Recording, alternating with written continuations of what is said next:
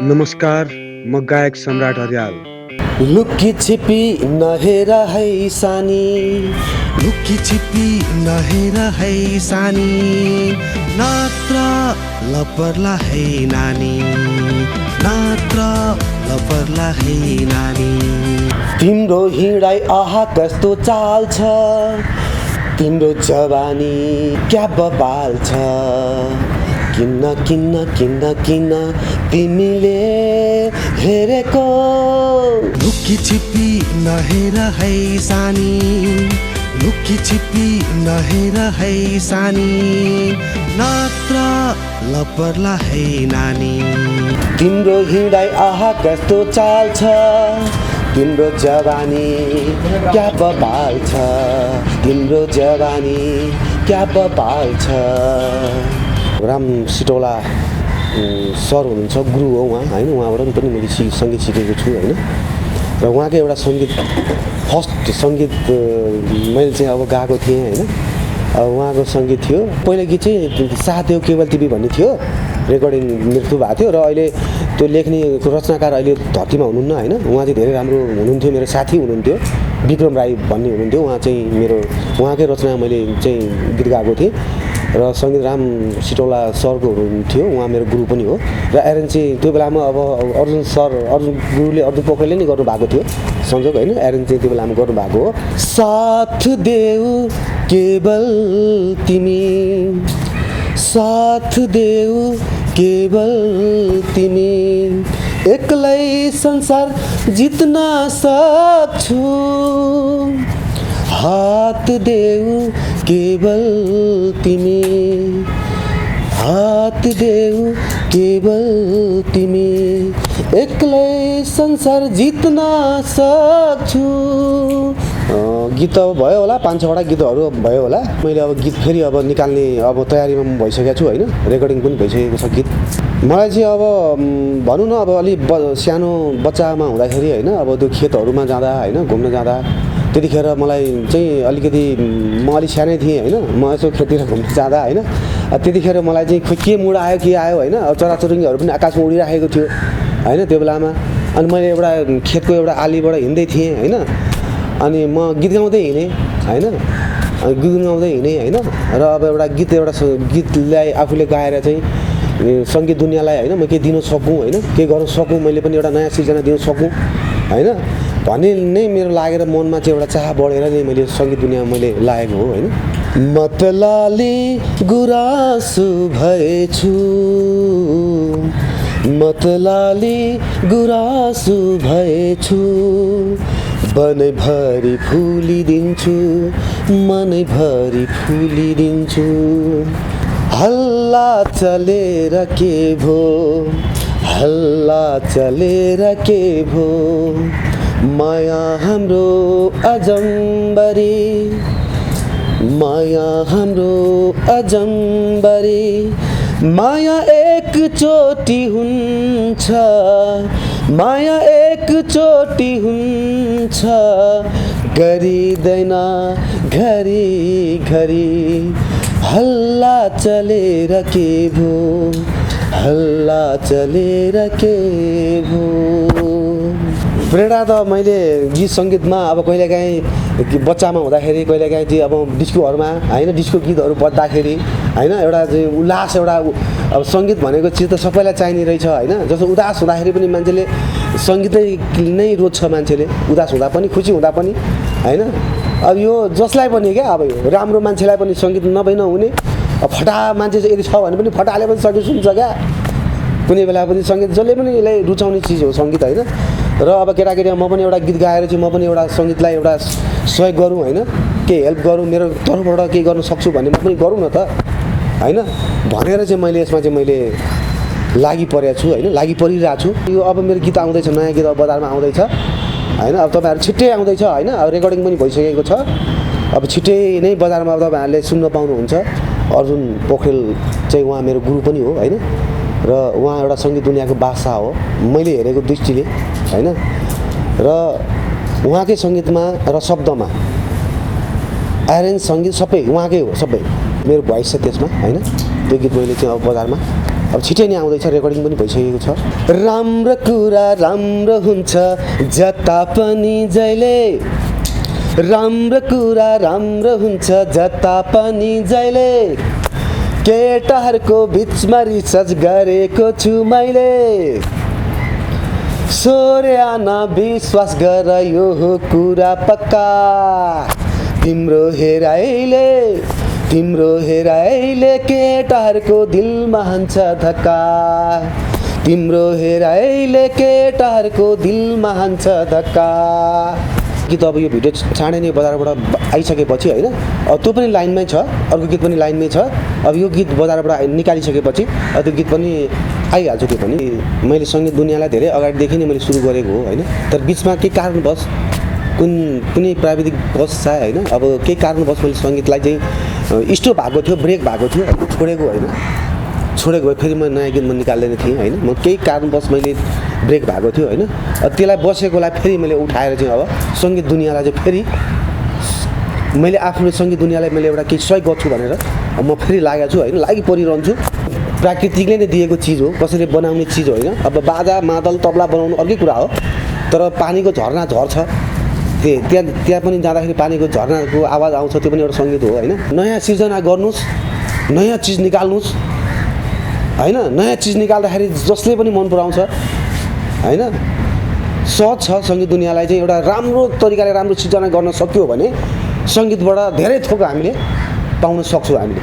अब जसको अब गीत गाउन सक्छु भन्ने उसको आफ्नो जुन कला छ भने होइन, कसैको रहर पनि हुन्छ, कसैको कला हुन्छ, कसैले गर्न सक्छु भनेर गाउँछु भनेर आयो भने होइन, मबाट फुल सहयोग हुन्छ उसलाई होइन, सबै सहयोग हुन्छ मबाट। तिमी आउने बाटोमा फुल रोपिदिए तिमी आइनौ, तिमी आउने बाटोमा फुल रोपिदिए तिमी आइनौ, मन थिएन भने तिमीले झुटो माया किन लायो, मन हुनेलाई छोडी गयो, धन हुनेलाई माया गर्यो, तिमी आउने बाटोमा फुल रोपिदिए तिमी आइनौ, धोकेबाज हौ तिमी, धोकेबाज हौ तिमी, धोकेबाज हौ तिमी, धोकेबाज हौ तिमी। मेरो चाहिँ सङ्गीतिक यात्रा चाहिँ अब कसरी सुरु भयो भनेदेखि म एउटा बाल्यकाल अवस्थादेखि नै होइन, म एउटा सङ्गीतमा मलाई गाउन मन लाग्थ्यो होइन, गीतहरू गाउनु मन लाग्थ्यो बाल्यकालदेखि नै पनि। स्कुलहरूमा पनि म गीतहरू गाउँथेँ। त्यस्तो शुक्रबार कहिलेकाहीँ शुक्रबार प्रायः हाम्रो स्कुलमा चाहिँ हाम्रो सांस्कृतिक कार्यक्रम भन्ने एउटा हुन्थ्यो होइन, एउटा त्यो च्याप्टरै हुन्थ्यो एउटा, अनि त्यसमा पनि म भाग लिन्थेँ भनौँ न, म त्यसमा हुन्थेँ, म गीतहरू गाउँथेँ 5 क्लासदेखि होला गाउँथेँ होइन। सङ्गीतलाई त्यसलाई मैले टाइम दिन सकिनँ होइन, चाहे एउटा पढाइले चाहे केले होइन, टाइम दिन सकिनँ। मेरो प्रेरणा त मैले बच्चादेखि नै मैले गीत मलाई चाहिँ अब अग्रज गीत नारायण गोपाल दाईहरूको गीतहरू सुनेर होइन, भक्तराज आचार्यहरू होइन, उहाँहरूको गीत सुनेर चाहिँ मलाई चाहिँ गीत चाहिँ गाउन मन लाग्यो होइन। गाएर चाहिँ यो एउटा भनौँ न आफ्नो देशलाई होइन, चाहे सङ्गीतलाई आफूले केही दिउँ भनेर चाहिँ मैले सङ्गीतमा मलाई उत्साह मलाई बढेको हो होइन, गीत गाउनलाई। फर्स्टै रेकर्ड भयो होला, लगभग 7-8 वर्ष त भयो होला मैले गीत रेकर्डिङ मैले सुरु गरेको होइन। गीत दुनियाँमा मैले यहाँ चाहिँ गीत दुनियाँमा हाम फालेको भनौँ न, गीत दुनियाँमा लागि परेको भनौँ, भयो मैले 7-8 वर्ष मैले रेकर्ड गरेकै भइसकेको छ मैले गीतहरू। बिचमा छोड्नुको कारण चाहिँ अब त्यतिखेर म बिजनेसतिर पनि लागेँ होइन, व्यापारतिर पनि लागेँ होइन, अनिखेरि अब त्यतिखेर त्यस्तै भयो। अब त्यो बेलामा मैले बिजनेस नै गर्न थालेँ। अब सङ्गीत दुनियाँलाई छोडेर त थिइनँ होइन, तर पनि अब अलिकति म त्यतिखेर सायद म के भयो होइन, बिजनेसतिर सायद लागि पऱ्यो होला जस्तो लाग्छ होइन। त्यसैले गर्दा सङ्गीत दुनियाँ चाहिँ त्यति स्टप भयो, रोकियो। ग्याप त झन्डै भइसकेको छ, 5-6 वर्ष ग्याप त भइसकेको छ होइन, रेकर्ड गरेको हिसाबमा त 5-6 वर्ष त मेरो ब्रेक भइसकेको छ, स्टप भएकै छ। अब यो सङ्गीत दुनियाँको लागि चाहिँ होइन, मलाई चाहिँ अब मैले सङ्गीत दुनियाँ सम्झिनु पर्दा होइन, मेरो गुरु हो होइन, मेरो अग्रज पनि हुनुहुन्छ उहाँ होइन, उहाँले धेरै गीतहरू सङ्गीतहरू गरिसक्नु भएको छ। उहाँ एउटा मेरो अर्जुन पोखरेल सर होइन, मेरो गुरु हुनुहुन्छ उहाँ, र सँगै राम छिटौला सर होइन गुरु होइन, उहाँ पनि मेरो गुरु हुनुहुन्छ। राम छिटोला सर गुरु पनि हाम्रो अर्जुन पोखरेल गुरुको पनि गुरु हो होइन, महागुरु हुनुहुन्छ उहाँ होइन। मेरो गुरु भनेको उहाँ नै हो, अर्जुन पोखरेल र राम छिटोला सर नै हो मेरो गुरु। तिमीसँग नजर जुदाई डराएको याद आयो, तिम्रो मिठो मुस्कानमा हराएको याद आयो, कति सपना सजाएको थिएँ मैले तिम्रो नाउँमा, सपनीमा तिमीलाई देखेँ कराएको याद आयो, तिमीसँग नजर जुदाई डराएको याद आयो, तिम्रो मिठो मुस्कानमा हराएको याद आयो। अब यो गीत सङ्गीत भनेको एउटा सिर्जना हो होइन। यो सिर्जनालाई आफूले अब जति पनि अब छन्, अब एउटा उदाहरणको लागि अब गीतहरू जस्तो चलेका गीतहरू पनि छन्। गीत सङ्गीतले अब पुग्दैन खाना पुग्दैन भनौँ भने सङ्गीत दुनियाँ चलेकै छ, कतिपय गीतहरू हिट भएको छ होइन। अब पुग्दैन खाना पुग्दैन भनौँ भने होइन, अब पुग्छ हिट। अब गीत सङ्गीत आफ्नो सिर्जना राम्रो हुनुपर्छ, पुग्छ खाना पुग्छ, खुवाउँछ यसले भात दाल तरकारी मजाले, यसले गाडी घोडामा पनि कुदाउँछ, यसले सबै ठाउँ कुदाउँछ, यसले यदि चल्ने खालको भयो भने कुदाउँछ।